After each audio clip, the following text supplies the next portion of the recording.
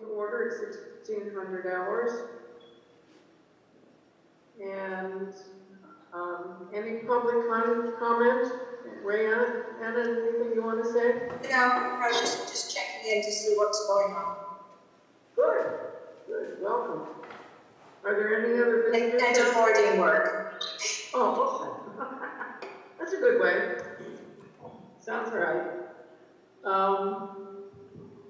I'd ask for approval of the minutes from the last meeting of November the 10th. Well, Any questions, concerns? I read them once about a week ago or so, but I can't find them now on the computer. Correction of spelling, but and that was the only change made to them, was to correct the typo of X to Markel. okay. Well, I make a motion to approve the minutes. Thank you. Okay, the minutes have been approved. So Patty. Yes. It's your turn. All right. We have December warrants that total $37,098.24, and the total for payroll is $21,969.83. This includes Chief Carlton's salary of $5,278.50 and Chief Shield's pay of $3,083.33. And last month there were 2 events for the commissioners and the secretary. The total payout for the volunteers, warrants included, is $13,604. And I believe you've all received the November financial statements. Were handed out for review.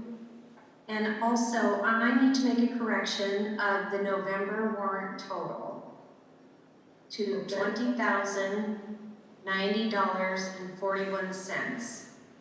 There were a couple of duplicate entries that were corrected prior to the disbursements of the check. But I just wanted that to be noted so it could be referenced in the meeting minutes for my financial report. So today I'm requesting a motion to approve the warrants and payroll for December along with the corrected November warrant total. Okay. Go ahead. I was just going to ask, are there any questions before we do this? No questions. Go ahead, Pat. I make a motion we set the financial report that we have here. And that correction was $20,090.41. Yes. Okay. Do I have a second? That we accept those warrants and trades. Okay, so it's been moved and seconded that we accept the warrants for $37,900.24. $98, I'm sorry. I'm reading my writing here. And a payroll of $21,969.83, plus the correction of $20,090.41. All in favor? Aye. Everybody exempt. Okay. Any other questions from on the financial report? Sorry. Okay. Go ahead, Patty. Okay, and I just have a quick budget update as of November 30th. We currently have 24.25% left in the budget, and that's in comparison to 20.96 the year prior. Sounds good. So we're doing well there. And also, I know it's not on the agenda, but I just wanted to follow up because we knew that our 2016 through 2019 audit was finishing up. The audit went well and it has been completed. Commissioner Lester, Chief Carlton, and I had an exit interview, or conference rather, via a Zoom meeting on November 17th. with Dina Garza of the Bellingham Auditor's Office. And she estimated our final audit cost to be about $7,000, which is less than we had budgeted for. We had budgeted for $10,000. And then to date, including the December warrant we'll be processing, we have paid $5,259.15. So there might be just one residual invoice probably that will carry over to January, but that's been included in the budget as well. Any questions on the audit? No questions from me? Patty, I think that you need to be complimented on the excellent bookkeeping and financial reports, because the auditor was very complimentary, and that really you need to be praised for that. Oh, Thank thank you. you, Commissioner Lester, that's very kind. It was nice to get a nice auditor to work with also. I've worked with Dina at past audits too, so she's really great and easy to work with, which is always nice when, you know, they're thumbing through your files looking for stuff. It's a little nerve-wracking, Right. So we're good for You're another afraid they're 3 going to years. find- Right, good. 3 years, right? Yes, correct. So- Right, okay. Yes, our next audit will be in 2023, and that'll be for 2021 and 22. Good. Thank you so much. You're welcome. Chief, any correspondence? No? No correspondence. Okay, are you ready to do your report? And Okay.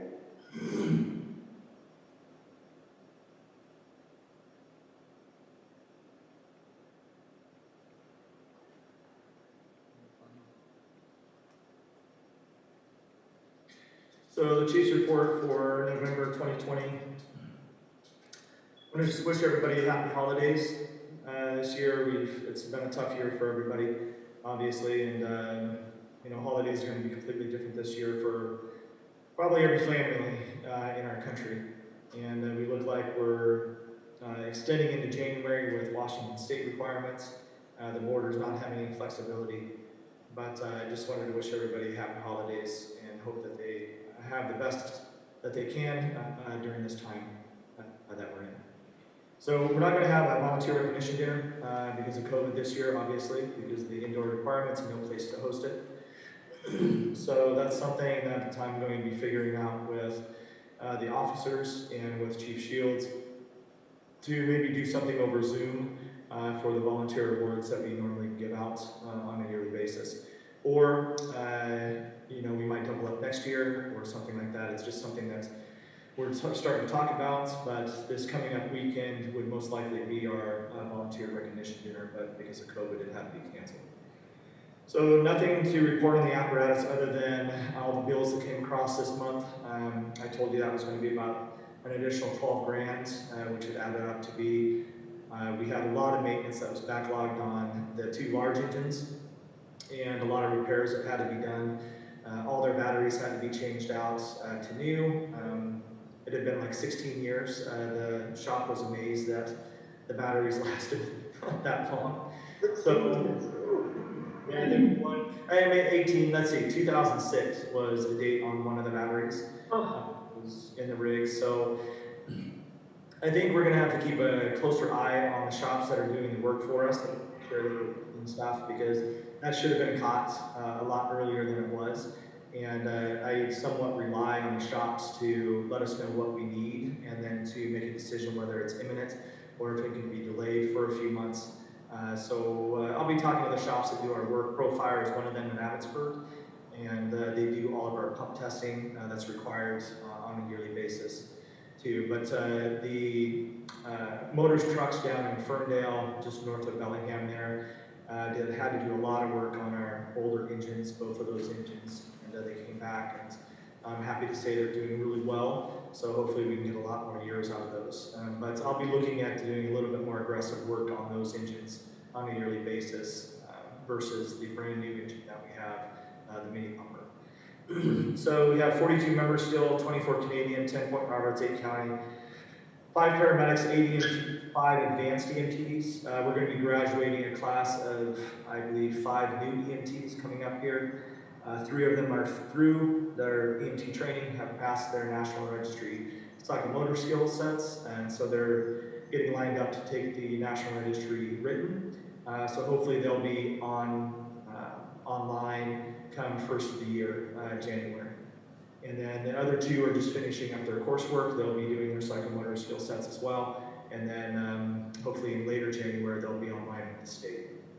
So we'll have 5 new additional EMTs on staff. We have 3 ambassadors, and of those 42 members, 34 of those are firefighter qualified. Volunteer hours for the month of November, 2,548. Volunteer payroll, if everybody was getting paid, 18,047. Combined hours, I was remotely 160. Assistant Chief Shields was 118 total. We had 278 hours for the month of November. We had 27 calls in November. We had 9 EMS calls. We transported 3 patients to Bellingham. We had 4 no transports, and North Whatcom took 2 of our patients on the way to the hospital. We had 7 community paramedic visits. We had 7 public service identified calls, and we had 4 fire classifications, 2 permitted burns.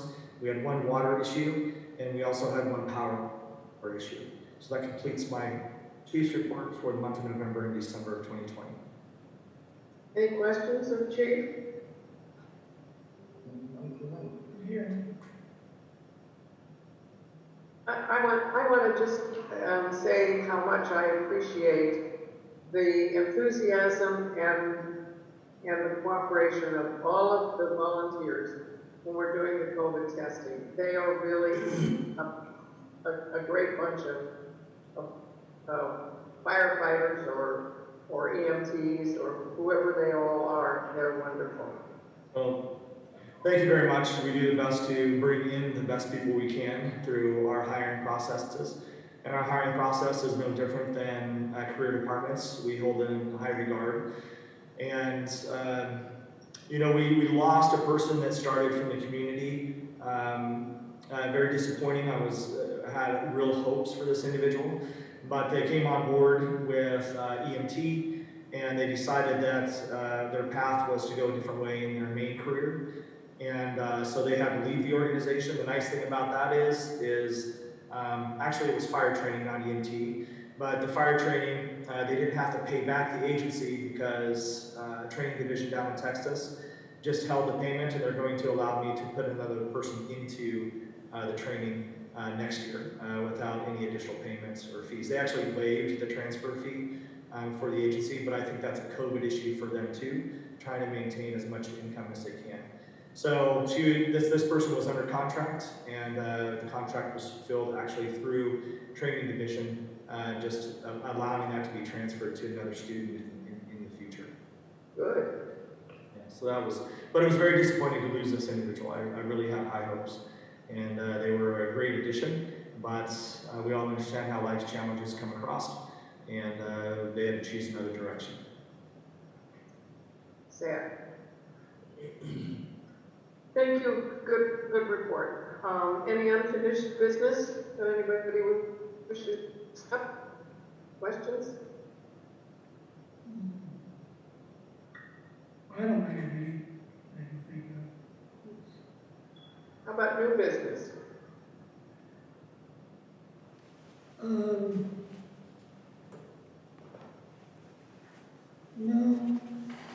We'll see about this. This Zoom meeting you're gonna have tomorrow with the PCAC